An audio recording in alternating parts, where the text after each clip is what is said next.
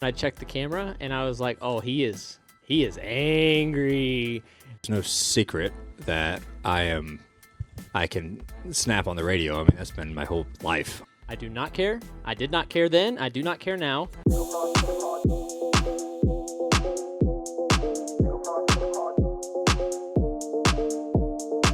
Hey there, NASCAR fans. Let's talk about the exciting conclusion of the 2023 NASCAR Cup Series Championship at Phoenix Raceway. It's been an incredible season, and we've got all the action from the final race right here. Before we get to that, don't forget to subscribe to our channel and click that notification bell. The championship showdown featured 4 talented drivers, vying for the title: Ryan Blaney, Kyle Larson, William Byron, and Christopher Bell. However, unfortunately, Bell's hopes were dashed after a mid-race crash, leaving the title battle between Larson and Blaney. The race kicked off with William Byron securing the pole position, while Larson started 4th. Christopher Bell and Ryan Blaney had to work their way up from 13th and 15th positions, respectively. In the early stages, Byron built a solid lead, maintaining his advantage over Kevin Harvick and Larson in Stage 1. Just 2 laps to go in Stage 1.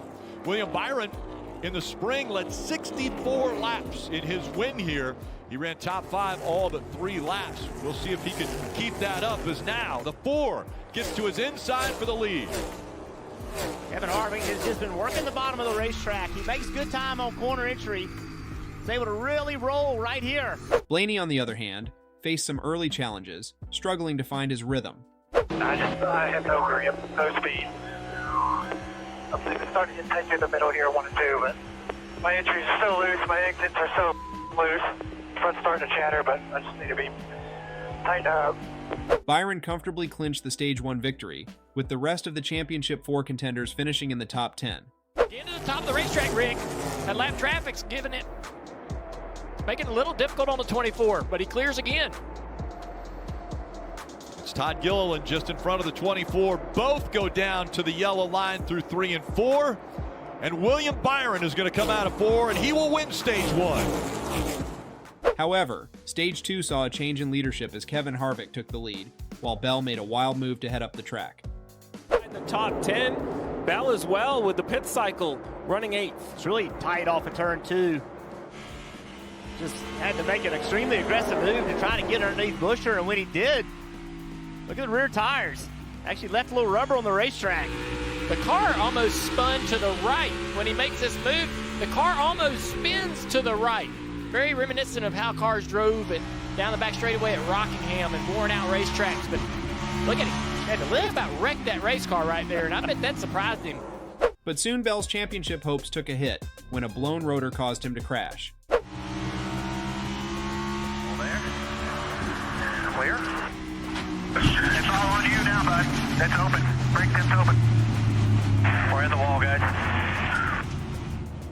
So we're on board, you could hear it. As soon as he touches the brake pedal, the right front rotor explodes. There. It looks like it's a flat because in the end it is a flat tire. The rotor goes through the wheel, the tire goes down. The 20 of Christopher Bell has no option but straight into the wall. We heard him complaining about brakes. The radio you heard was the crew chief coming back saying, hey, it's all on you. There's no more cooling available. And you see right here parts and pieces of the brakes coming off. Heavy damage, day over. And then right here, look, this is important because see where that spark is? That's basically contact between the wheel and the caliper. However, Bell claimed that he wasn't exactly upset with the unfortunate incident. The battle for the lead intensified as Blaney and Byron continued to duel heading into the 3rd and final stage.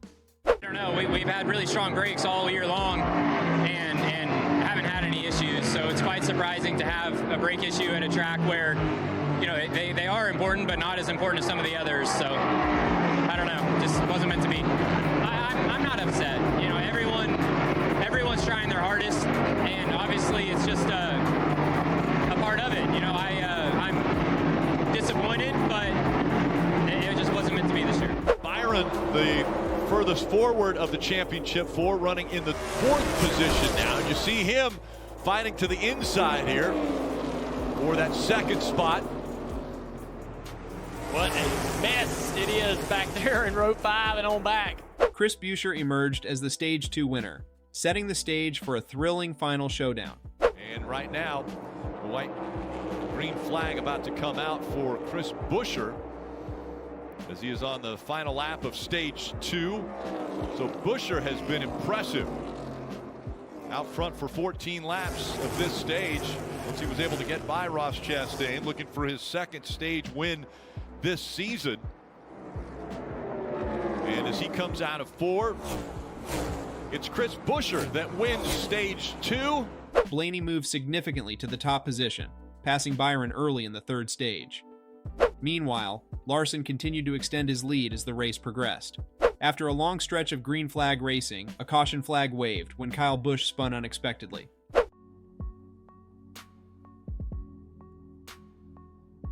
In the late stages, Larson led the championship 4 field with only 25 laps to go, while Ross Chastain held the lead among all drivers. It all came down to a heated battle between Larson and Blaney in the final laps as both drivers gave it their all. In the end, the 29-year-old Ryan Blaney claimed the race victory, securing his first NASCAR Cup Series championship title after holding off the formidable Kyle Larson.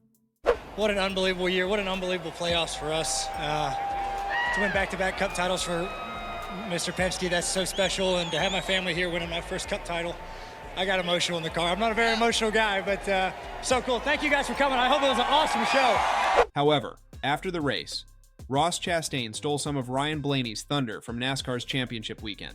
Chastain didn't give an inch throughout the race, frustrating Blaney, who won his first career NASCAR championship, but couldn't get past the number 1 Chevrolet to win the race. In fact, Blaney was so irritated that he even rammed into Chastain's bumper at one point, making his displeasure clear. I just asked Phil and our group to please let me turn better, make the car turn better without giving up any rear grip, and then we were able to drive away. So I just knew that if I could hold him off, and he got by me one time, I was able to get back by him. Was not going to run him up, was not going to pinch him up. Yeah, I know he's mad, and I don't care. I do not care. I did not care then. I do not care now. I'm here to race him. I'm not going to wreck him. I gave him the bottom most times. One time I was inside of him was after he got by me. I crossed back over into 3, and I made sure to wrap the bottom. Like, I'm not going to slide up and pinch him at all. It's in my mind the entire time, for sure. He gets angry. It's okay. I've known him for a decade. And I could see him moving around in the car, and the car's going straight, and I could see his colorful suit and gloves. I didn't see, apparently there was, I was number 1. I don't know. And when asked if he really bumped Chastain on purpose, the 2023 NASCAR Cup Series champion did not hesitate to admit the truth. It's no secret that I can snap on the radio. I mean, that's been my whole life. I mean, that's been my whole career. I mean, it's just kind of what, something I do. And that's how Ryan Blaney became the 2023 NASCAR Cup Series champion, making this season one for the books. Thank you for joining us, and stay tuned for more NASCAR action. Remember to like, subscribe, and hit that notification bell for all the latest updates. Until next time, this is NASCAR In and Out on Essentially Sports. Keep the pedal to the metal.